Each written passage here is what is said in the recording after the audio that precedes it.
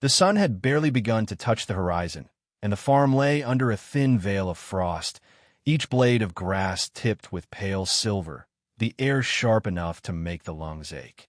Clara stood at the edge of the barnyard, letter in hand, the edges of the paper stiff and creased from repeated folding.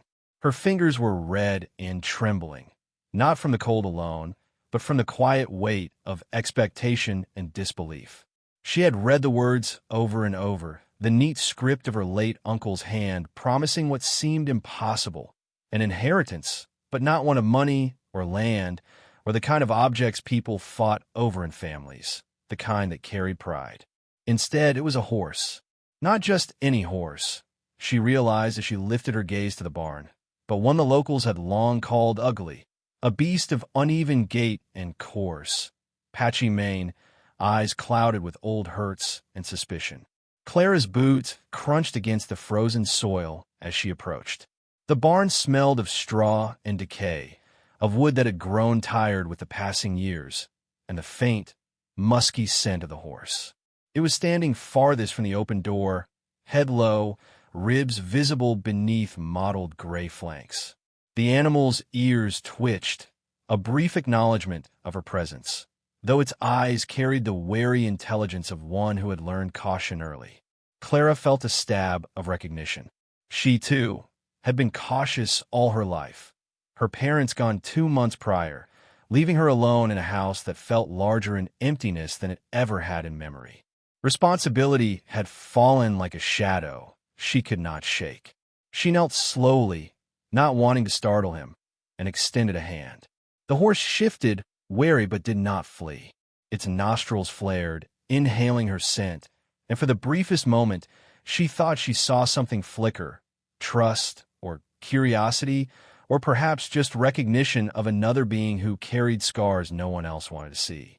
Clara's chest tightened. She had inherited the world's judgment along with this horse, but maybe, just maybe, there was a thread of hope woven into the absurdity. Her gaze drifted over the barn, taking in the peeling paint, the sagging roof, the boards warped by wind and rain. Everything she owned, or could claim as inherited, was old, weary, and in need of care, like her own hands, calloused from labor that had begun too early and never paused. Outside, the wind rustled through the skeletal remains of apple trees, shaking loose dead leaves that spiraled across the ground, and she shivered despite her coat. The farm was quiet in the way of places that had forgotten laughter, the silence punctuated only by the horse's rasping breath and the distant crow of a rooster somewhere beyond the frost. Clara's mind returned to the letter. Her uncle had always been a man of few words, stubborn as the soil he tilled, careful with praise, careful with promises. She wondered why he would leave her this horse, of all things, when she had always struggled to keep even the simplest things alive. A pang of doubt pierced her chest. Could she care for this creature, broken and overlooked, when she could barely care for herself? She shook her head, trying to push the thought away. There was a stubbornness in her she had not acknowledged until now, a quiet insistence on standing, on moving forward despite the heaviness of grief. The horse shifted again, stepping closer, each movement deliberate and unhurried, muscles tense beneath skin stretched tight over bone. Clara mirrored the motion, inching closer, hand outstretched, eyes never leaving his. He sniffed, then nuzzled her palm, rough against skin, carrying a faint taste of hay and old rain. And in that moment, Clara understood something she could not have put into words. This was not a gift of convenience, nor of wealth. It was a test, a mirror, a companion that would demand patience, empathy, and courage in equal measure.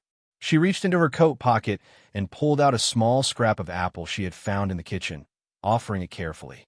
The horse hesitated, then took it with delicate, precise movements, chewing slowly, eyes half closed. Clara exhaled, almost without realizing, feeling a small but undeniable surge of connection. It was fragile, this trust, yet more substantial than any assurance of money or title could ever be. The farm, with all its frost-bitten stillness, seemed to pulse with a quiet possibility. The day stretched forward, pale light filtering through cracks in the barn walls, catching motes of dust that danced lazily in the beams. Clara worked methodically, moving bales of hay, mending broken boards, sweeping the floor with stiff strokes that left the air full of straw and winter chill. The horse followed at a distance at first, then closer, hooves soft on frost-hardened dirt. Each glance it cast her way was measured, testing, seeking a reason to trust. And with every small gesture, offering water, a gentle brush, soft-spoken words, the walls Clara had built around herself seemed to shift, imperceptibly but irrevocably. By late afternoon, she paused in the doorway of the barn, breath fogging in the air, and watched as the horse pawed at the ground, shaking his mane, then slowly lifted his head to meet her gaze. Something unspoken passed between them, a recognition of shared vulnerability, of the quiet determination to survive, to endure, to find a path forward in a world that had offered little mercy. Clara felt a tight knot of resolve loosen in her chest. She would not abandon this creature, not for ridicule, not for fear, not even for the cold logic of survival. Something in her knew that this partnership, fragile and uneven as it might be, could be transformative. Evening descended with a muted sky, pale blues, and fading gold streaked with gray clouds. Clara leaned against the barn door, watching the wind tug at the edges of the old structure, listening to the horse's slow breathing, feeling the faint warmth of connection settle over her. She thought of her parents, of the empty chairs at the kitchen table, of the debts that would not wait, of the neighbors who would doubt her sanity. And yet, in the midst of that quiet, demanding farm, she felt a spark. Perhaps it was hope. Perhaps it was stubborn courage. Perhaps it was the first stirrings of a story she had yet to understand. She stepped forward, brushing the horse's coarse mane, the gesture careful, deliberate, intimate. He leaned into her touch, a small but significant acceptance. Clara whispered to no one but herself, a promise and a question entwined. "We'll figure this out together." Outside, the frost glimmered like broken glass in the last light, and the wind seemed to hold its breath, as if the world itself waited to see what would happen next. It was only the beginning, and yet in that moment, Clara knew that something had shifted. A journey was about to unfold, one measured in patience, courage, and the quiet endurance of two beings who had nothing but one another. And perhaps that was everything. Clara woke before the first gray light of dawn, the chill biting through her threadbare coat as she stepped onto the frost-hardened ground. The barn stood silent, a hulking shadow against the waking sky, and she felt the weight of yesterday's small victories press against her chest. She had fed him, brushed him, coaxed him to eat, and in return, the horse had allowed her presence near his flanks, had even nudged her hand with a tentative trust that startled her with its quiet gravity. There was no triumph in it, not the kind found in applause or money, only the fragile acknowledgement that someone, something, might respond to her care. She paused at the edge of the yard, taking in the first glimmers of light that spread like pale water across the fields. Her breath rose in small clouds, the sound mingling with the low scrape of the horse shifting behind her. His eyes followed her every movement, wary but attentive, the faint sheen of frost along his mane catching the pale gold of early dawn. Clara drew a slow, measured breath and stepped closer, her hands stuffed in her pockets, mind turning over the day ahead. She would clean the stalls, fetch water, tend to the few remaining bales of hay, and perhaps, if patience allowed, coax him toward the small clearing behind the barn for the first real attempt at walking together. It was then that she heard the soft cry, distant and broken, a sound that drew her attention beyond the fences, beyond the orchard, into the morning mist. She paused, heart tightening, scanning the empty fields, but all she could see was the silver frost stretching like a quiet sea toward the woods. Another cry, sharper this time, pierced the morning silence. Clara's hand dropped to her side, brushing against the leather of her coat, and a knot of concern settled in her stomach. She did not hesitate. She ran toward the sound, boots crunching through frostbitten grass, wind tugging at her hair, each step measured against the distance that separated her from his source. Through the thicket, she found him, a young foal, abandoned or lost, trembling in a patch of sunlight that had barely reached the frozen earth. His coat was matted, streaked with mud, and his small legs shook beneath him, knees knotted in weakness. Clara knelt slowly, arms outstretched, speaking softly in a voice she did not know she possessed, a mixture of coaxing, pleading, and careful reassurance. The foal's large eyes, wide with fear, studied her, and for the first time, she felt the sharp, undeniable pull of empathy that had carried her through her own grief. The horse she had inherited would have understood this need, she thought, as if recognition passed between the two creatures without words. She reached for a scrap of cloth from her coat, wiping the foal's muzzle, brushing away dried mud. His small nostrils flared. He sniffed her hand, then leaned slightly into her touch. Clara felt a tremor in her chest, a mixture of relief and fear. This was not a gift or an inheritance she could understand, but a responsibility, raw and unspoken, that demanded action. She knew that to help him would mean learning, adjusting, giving her time, patience, and perhaps even confronting failures she had avoided her entire life. And yet, she could not walk away. Returning to the barn with the foal pressed against her side, Clara found the older horse waiting. His head lifted as she entered, nostrils flaring, ears pricked forward. The foal hesitated, but a glance from Clara encouraged him, and he stepped into the barn beside the older animal. There was a quiet tension, a slow, deliberate sizing of one presence against another, a cautious negotiation of trust.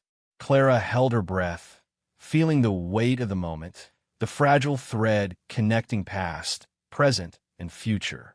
She spoke softly, a narrative whispered into the morning air, guiding both creatures toward mutual acceptance, and they listened. Slowly, carefully, the older horse approached the foal, nostrils brushing in tentative recognition, and Clara felt the shift, a fragile bond forming in the frostbitten dawn. It was not long before the neighbors began to notice. Eli, the older trainer in town, appeared one afternoon at the edge of the farm, leaning on a worn stick with the gait of someone who had spent decades on uneven ground. His eyes, pale and assessing, took in the barn, the pair of horses, and Clara herself, standing with cheeks flushed from exertion and cold. "That one," he said, nodding toward the older horse, voice low and measured, "he's trouble." There was no mockery, only a cautious warning, a reflection of what the world often assumed about what is different, what is overlooked. Clara felt a flicker of defiance. She had not come this far to be warned away by conventional judgment. Eli's presence became a daily fixture, not intrusive but observant, teaching her small truths she had never learned. How to gauge a horse's mood in the tilt of an ear, the twitch of a lip, the flex of muscle under skin. Each lesson was a revelation, and with it came the awareness that she was not simply caring for the animal, but learning to care for herself in a world that had often dismissed her. The foal, too, grew stronger under her hands, learning to trust not only her, but the older horse, whose patience was measured and deliberate, the way wisdom often is. Yet even in these quiet successes, tension persisted. Clara felt the judgment of the village pressing in, the whispers of neighbors who saw an ugly horse and a frightened foal and imagined foolishness or failure. Each day brought small tests, a balking step, a frightened spook, a moment when patience frayed and doubt crept in like cold wind through a broken window. And each time, she made the same choice, to continue, to persist, to see what others could not, to recognize value where the world only saw defects. One late afternoon, as the sun slanted low across the barnyard, bathing the frost in pale gold, Clara stood with both horses, hands resting lightly on their flanks, eyes scanning the horizon where mist blurred the edges of reality. A faint cry of geese passed overhead, their formation slicing the sky in precise, unwavering lines. She felt the day's exertion settle into her muscles, a fatigue tempered by quiet satisfaction. The foal nuzzled against her side, seeking warmth and reassurance. The older horse mirrored the motion, a subtle gesture of acknowledgement. And in that moment, Clara realized something she had not yet allowed herself to feel fully. She was no longer alone. The first step had been taken, fragile and unsteady, but deliberate. She had chosen to act, to intervene, to nurture where neglect might have taken hold. And though she could not yet see the path ahead, she understood that this choice, the choice to care, to persist against doubt and ridicule, was the foundation of something larger, something meaningful, something that would demand courage, patience, and an unwavering heart. As twilight deepened, painting the barn and fields in muted blues and gray shadows, Clara whispered to herself, a quiet promise carried in the cold air. We will see this through together. The older horse shifted, pressing his nose lightly into her hand. The foal followed suit, a mirrored gesture of trust.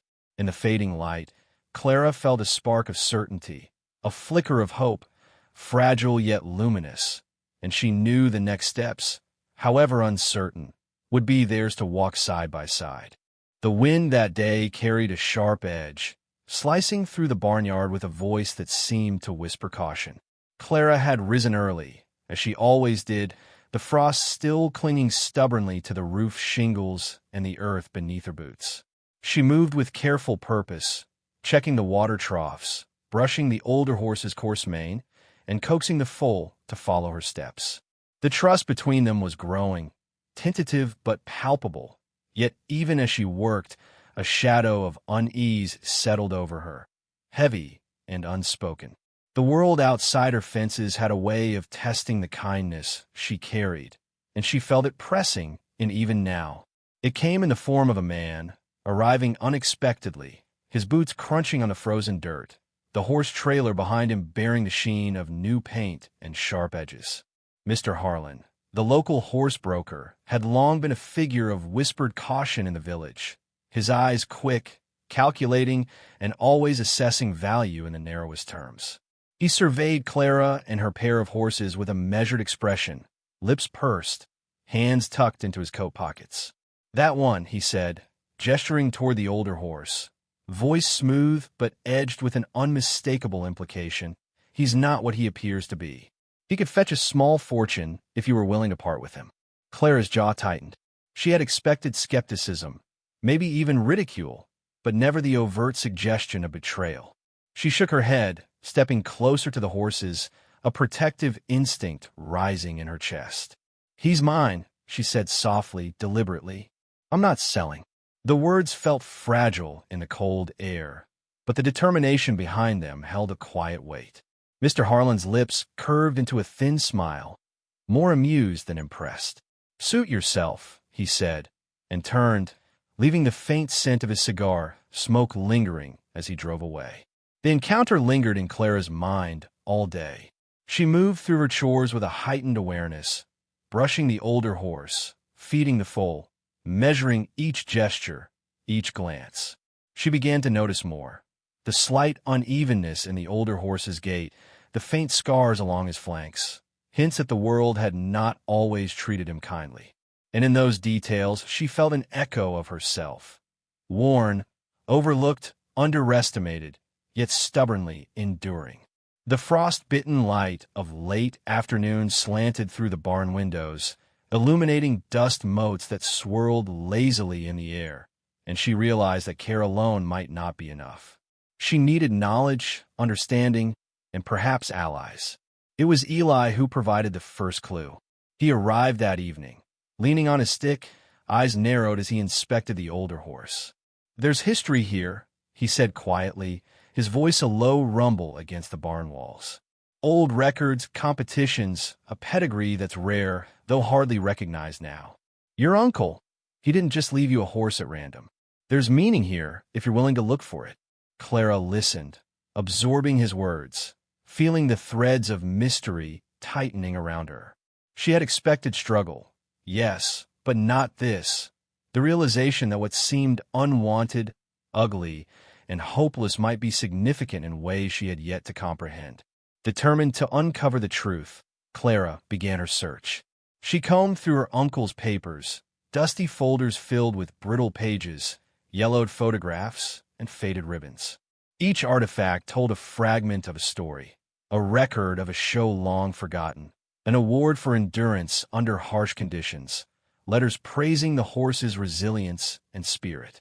The old trophies were tarnished, the engravings worn nearly smooth, yet they spoke of achievement, of perseverance, of a value invisible to casual eyes. Clara felt a swell of quiet triumph, tempered by a growing awareness of the forces around her, forces that might not wish for this knowledge to see the light. The broker's shadow loomed again soon enough. One morning, as she led the older horse to the small clearing for training, she noticed a car parked at the edge of the fields, engine off but lights faintly glowing. Mr. Harlan stepped out, hat low, smiled deliberate, and approached with the air of a man accustomed to getting what he wanted. "You don't understand," he said, voice smooth. "This horse could be worth far more than you imagine. You think kindness alone is enough, but the world, well, it rewards action. It rewards money, not patience." Clara's hands tightened on the reins, knuckles white, but she did not retreat. "I'm not selling," she said again, calmly but with finality. Her words were not defiance for its own sake. They were a declaration of intent, a moral line drawn quietly, but unmistakably. The broker studied her, eyes flicking to the older horse, then the foal, a slow calculation passing across his face. Without another word, he turned and left, but Clara knew the encounter was far from over. Greed, after all, had a way of circling back, persistent as winter wind.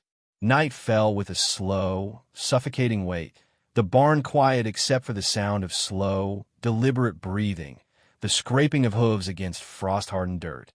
Clara sat on a bale of hay, the foal curled near her, older horse's flank pressed gently against her side. She traced her fingers across the animal's scars, each one a testament to endurance, and thought of the quiet struggle of her own life, of the long months spent balancing loss and survival. She understood now that her challenge was not merely to care for them. It was to protect them from the indifference and cruelty of the world, to navigate a system that valued profit over principle, to recognize that strength often hides in the understated, the overlooked, the labeled ugly. In the days that followed, Clara's resolve hardened. She spent mornings training the older horse, afternoons coaxing the foal to follow, evenings poring over her uncle's papers, cross-referencing names, dates, and competitions. Each small discovery added weight to the picture, a lineage of resilience, a story of endurance, and hints that her uncle had entrusted her with more than a creature. He had entrusted her with a legacy of quiet dignity and unseen value. The wind that swept across the frostbitten fields carried with it the faint scent of challenge and the sharper tang of opportunity. By the end of the week, Clara stood once more in the barnyard, sun low, frost fading to wet soil, the older horse's head brushing against her shoulder, full nuzzled at her side. She breathed in the mixture of straw, earth, and animal musk, feeling a surge of quiet determination. The world outside might not understand, might even attempt to strip her of what she now knew was precious, but she had discovered a truth far older and sturdier than wealth or opinion. Perseverance and compassion could carve meaning out of neglect, could elevate the overlooked, could honor legacy. Clara whispered softly to the older horse, brushing his mane with deliberate care, then turned to the foal. "We've got a long road ahead," she said, voice steady, carrying both warning and promise. "But we'll walk it together." Outside, the frost had begun to melt, rivulets of water carving paths through the soil, sunlight catching them in fleeting glimmers of gold. The farm, once silent and empty, now hummed with potential.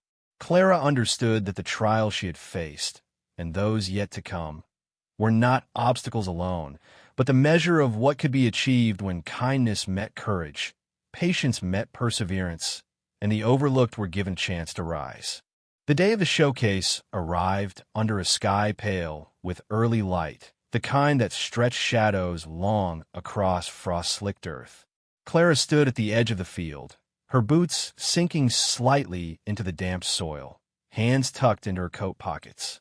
The older horse shifted beside her, muscles taut and responsive beneath a coat brushed smooth, the full small body pressed cautiously to the other side.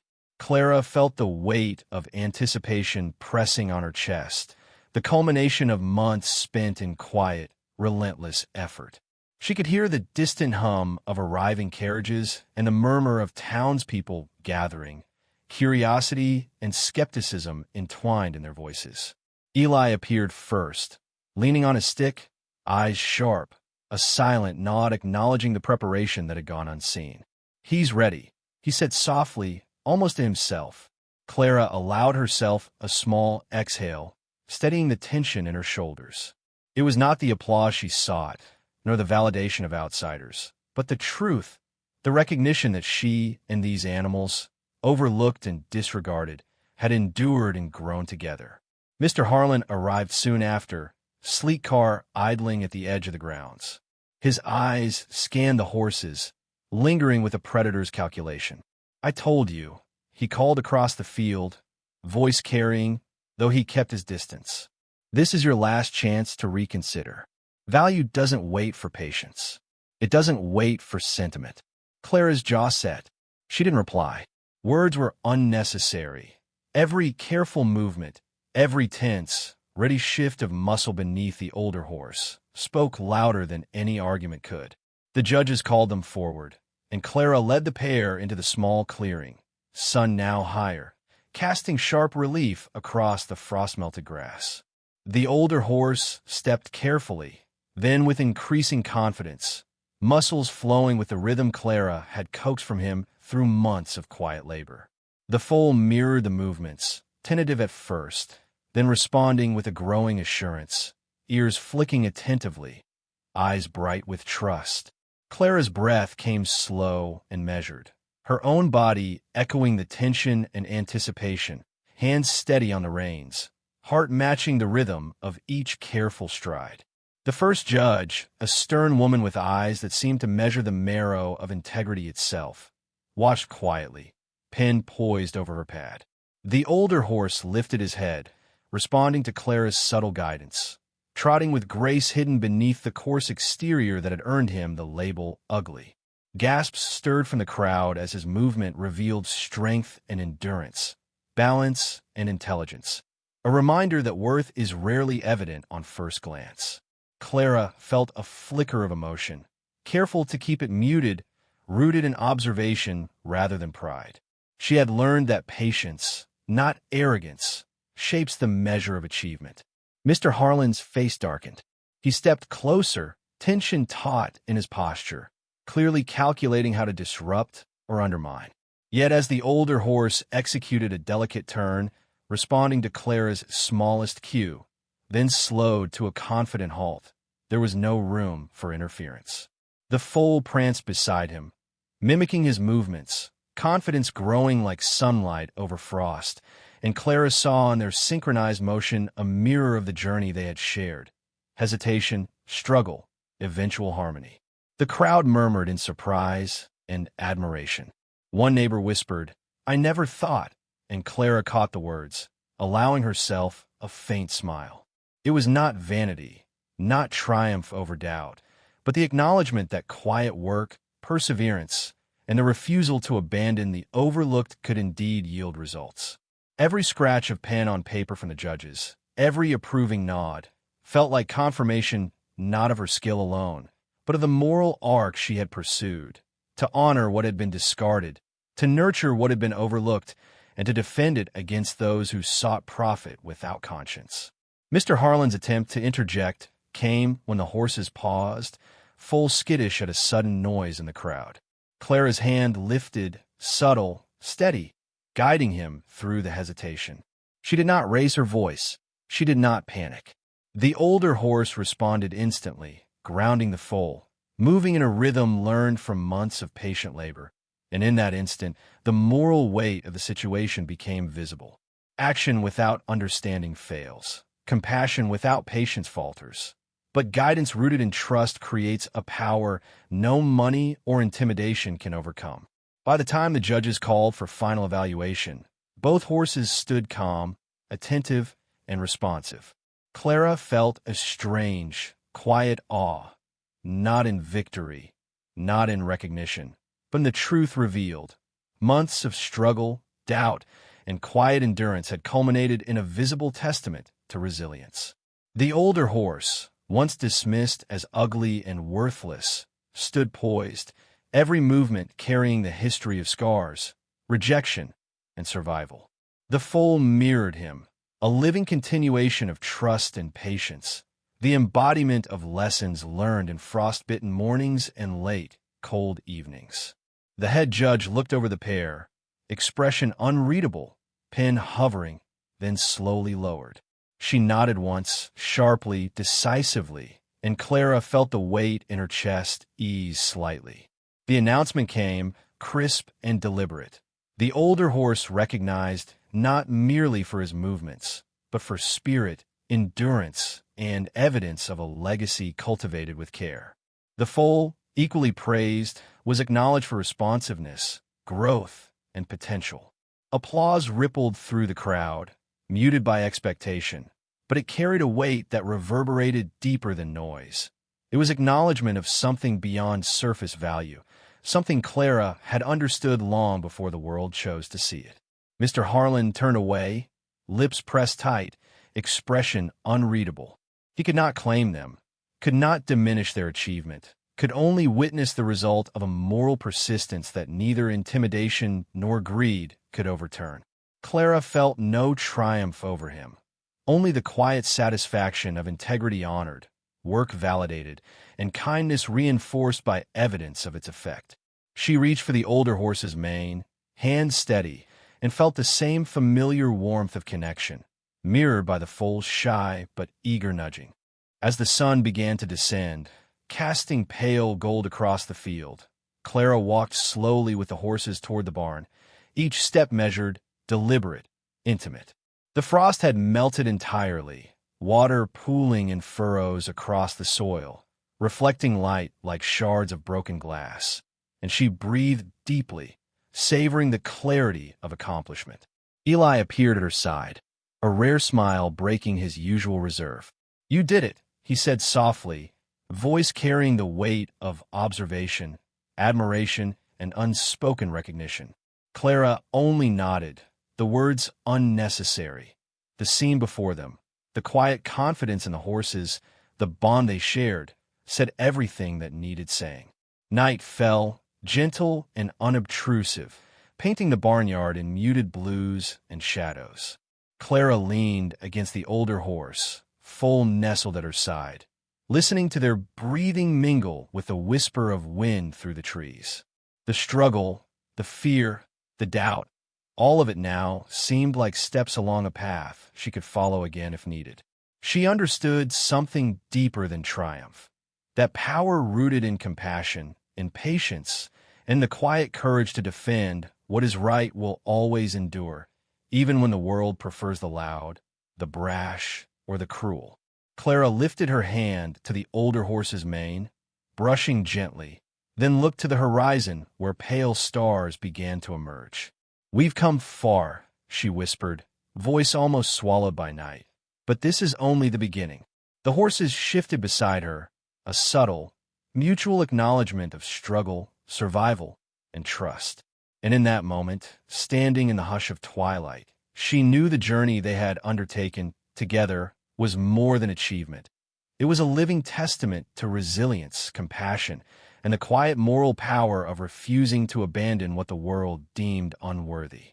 Some lessons come only to those who refuse to give up, and sometimes the world rewards the quietest courage. If this story touched your heart, share your thoughts below.